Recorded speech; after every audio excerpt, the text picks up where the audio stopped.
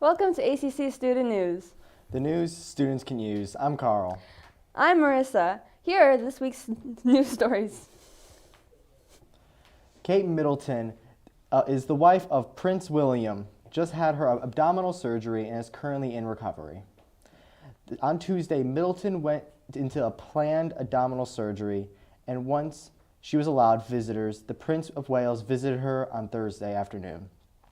Prince William wants to visit her as much as possible during the daytime, while he also looks after the 3 children they have: Prince George, Princess Charlotte, and Prince Louis in their home in Windsor.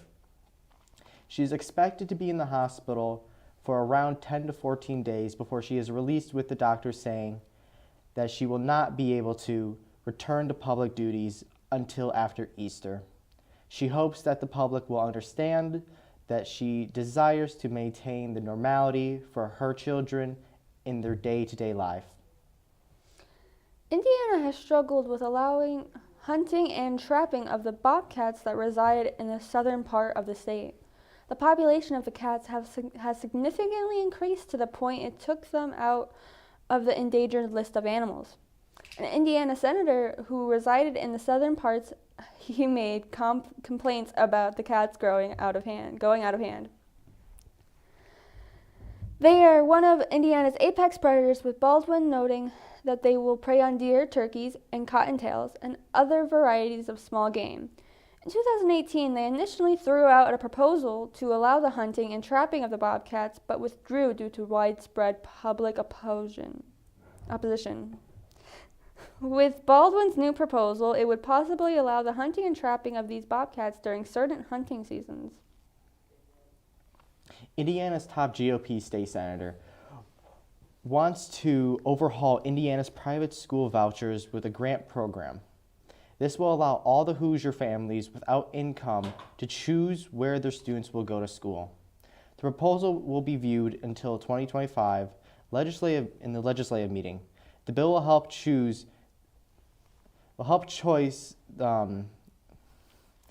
scholarships. This means that the special education-only education scholarship accounts and the newly established career scholarship account will come to an end. This bill will remove all income caps on the current school choice grants for any Hoosier parents. Any students that are currently enrolled in the programs will be unaffected and will continue to receive their funding for their attending schools. Congress approved a stopgap measure to avoid partial shutdown of the government through the beginning of March that would have otherwise taken effect Saturday morning. The House cleared the continuing resolution in a bipartisan 314 to 108 vote Thursday afternoon. The Senate voted 77 to 18 to approve it earlier in the day. Senate Chuck Schumer, a New York Democrat, stated there will be a shutdown on Friday, and the legislation extends funding at current levels for some government agencies through March 1st to March 8th. The two-step deadline is an extension of the current deadline originally conceived by House Conservations to avoid a massive spending bill to fund the government. But many of those members on the Republican conference's right flank opposed the stopgap measure to keep the government funded. Facing opposition from hard-right House members and Republican Party majority, Johnson had to rely on Democrats to keep the government funded to avert a shutdown. The Jordan Automotive Group recently donated a major check of $75,000 towards the Food Bank of Northern Indiana. The Food Bank of Northern Indiana has this run of event since 2006, with this being the 17th time they ran the event. Jordan Automotive Group has been a sponsor of the nonprofit since 2009. This money will go towards the Food for Kids backpack program. The program helps keep kids in need fed over the weekends. According to the nonprofit, the donation will help provide food for well over 2,000 kids in the area. They provide weekend food bags to 45 schools in Elkhart, Marshall, LaPorte, Stark, and St. Joseph counties. As the war between Israel and Hamas continues to rage, Medical officers in Gaza have said they cannot operate and they have no drugs. The medical officers in Gaza have been working for 3 months trying to give as much medical attention as possible.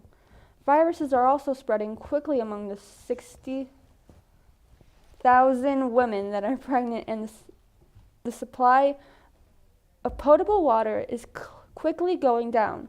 Only 15 out of 36 hospitals from the beginning of the war remain open for patients, and only 3 of the 15 are undamaged by attacks. The youngest hostage taken by Hamas, Kifr Bibas, turns 1 while being in captivity, and the parents celebrate his birthday, saying it was the saddest birthday ever. Families of other captives have called on lawmakers multiple times to do everything you can to help bring the hostages back home. Hamas has said that the death toll has reached over 24,000 as the war reaches the 100-day mark. The American Red Cross Association needs your help. There's an emergency and blood shortage across the country. Cleveland's blood donations are stable at the moment, but that's not the case in other parts of the country. The bad weather is also forcing cancellations of 375 blood drives across the U.S. hospitals. They are not experiencing a blood shortage as of now, but they do want to stay on track. The Indiana Department of Transportation said that traffic on the highway was backed up in both directions near mile marker 319 between Cedar Canyons for more than 4 hours due to a semi that had overturned mid-morning on I-69. Southbound hauling more than 60,000 pounds of chicken parts, which was heading to a fertilizer plant. Thankfully, no one was injured in the crash.